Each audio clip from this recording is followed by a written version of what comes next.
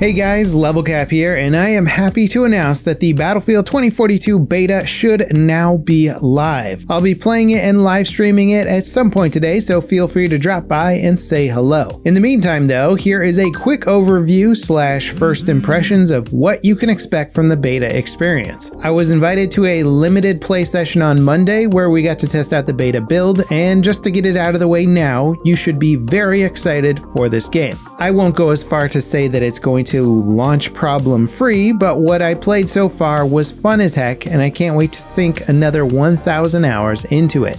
That being said, due to the restricted size of my play session, I ended up in servers that were mainly populated with bots, and thus I can't really comment too much on the flow or pacing of a match since bots don't behave like real players. I'm sure I'll be able to get a much better feeling for that aspect of the game during the beta today. Now the good news, or should I say great news, is that the performance seems leaps and bounds better than what we saw from the technical test leaks. I was able to get over 90 FPS on high graphics settings at 1440p resolution for most of the play session. However, there were FPS dips and hiccups that felt somewhat similar to the ones experienced in Battlefield 5. Aiming down sights or using magnified optics usually incurred a small performance hiccup.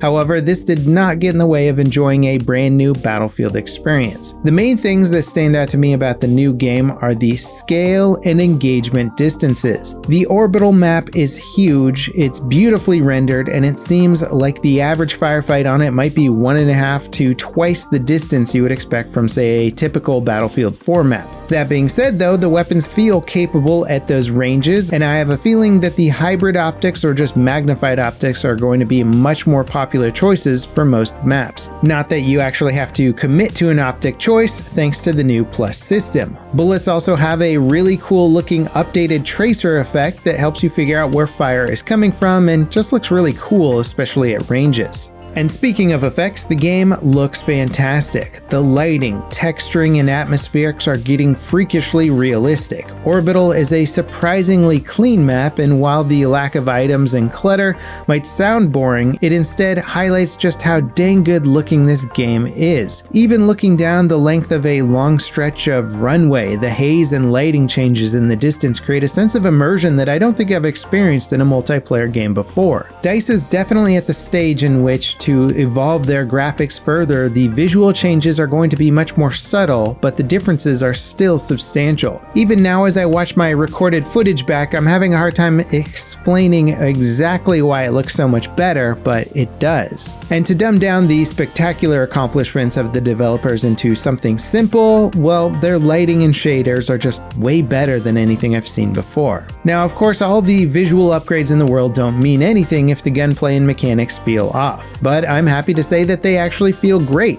Assault rifles pack a punch, but extreme long ranges make their full auto fire a little trickier to get kills with.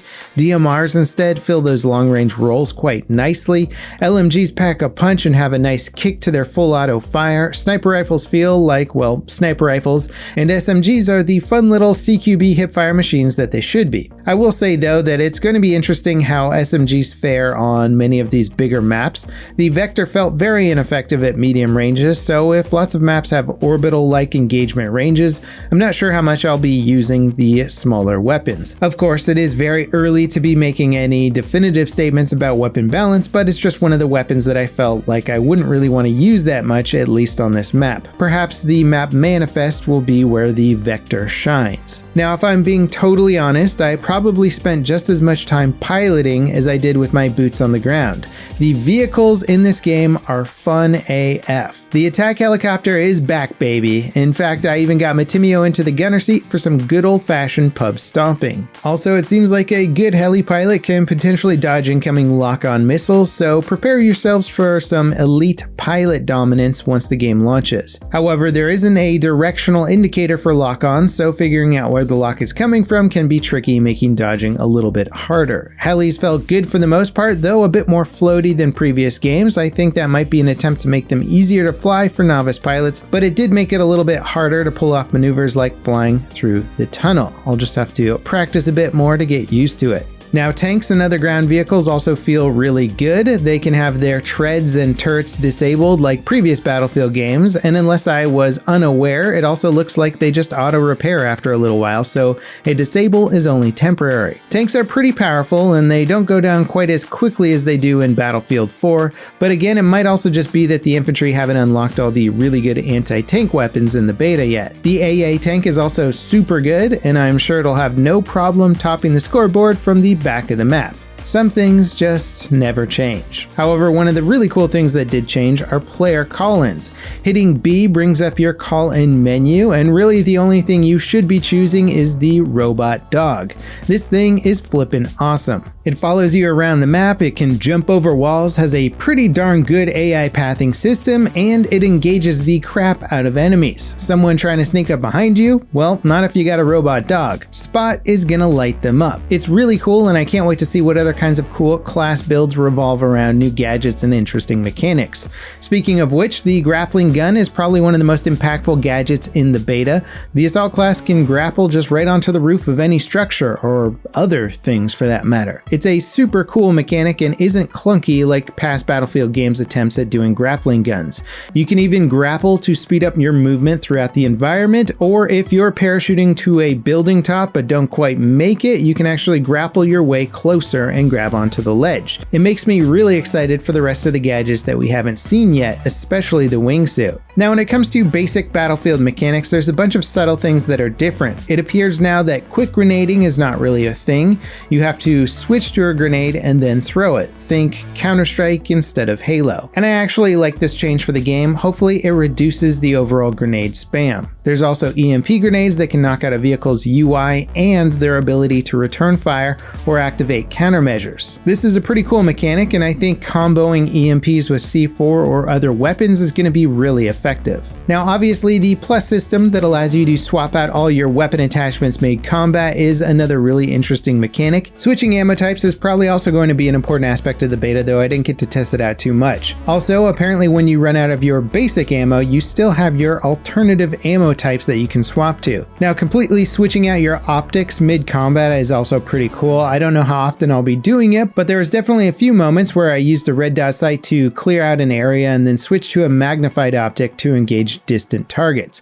It feels pretty darn cool. Now, of course, one of my bigger regrets of this play session was just getting unlucky and never experiencing a storm system. Others did get to experience the tornado, and it sounded pretty darn cool. Also, I didn't get to see a rocket explosion, which also sounded pretty cool, but I'll have to test that out today during the stream. Now, some of the downsides that I imagine will still be persistent in the beta today was the inability to server browse, easily switch squads, or use the large map by hitting the M key. In addition to that, the servers also kicked you out after a match ended, forcing you to rejoin once again. And again, I don't know if these missing features will still be in the beta today, but obviously this is not the intended design of the game, it's just stuff that hasn't been implemented yet. But it'll likely make playing with friends significantly more difficult during the beta. Now, I did only get to play for about 3 hours, and a lot of that time unfortunately was spent actually trying to join a server due to matchmaking bugs. Fingers crossed that today and the rest of the beta is a lot smoother. Once I was in a game though, things felt extremely good. Sure, there were bugs or other things that aren't totally functional yet, but what I saw on Monday gave me a huge amount of confidence for the overall quality of the game. And I'm most excited to figure out all of the new operator gadget meta. Considering just how powerful the grappling gun is, I'll be curious to see how powerful other gadgets can become. It's an absolutely beautiful looking game. The gunplay and basic mechanics feel very good, and I can't wait to start dissecting the meta and progressing through DICE's allegedly robust unlock system. So how do I feel after my first beta play session experience? Well, for me, it removes a lot of question marks that I had. The game looks great, the game feels great, and clearly it has an amazing foundation. The design decisions that I've seen so far seem to be absolutely spot on, and I didn't run into any game mechanics that I found to be extremely problematic. yet. Of course, Battlefield 2042 is a big, complex game with lots of new ideas, so I'm sure the balance has got a lot of things to go through before the game gets feeling totally polished, but that's really just the fun part of being a Battlefield fan. If you pre-ordered the game, you can get into the beta today. Let me know what you guys think of the beta experience. Thank you guys for watching, and I'll see you guys next time. This is Level Cap, signing off.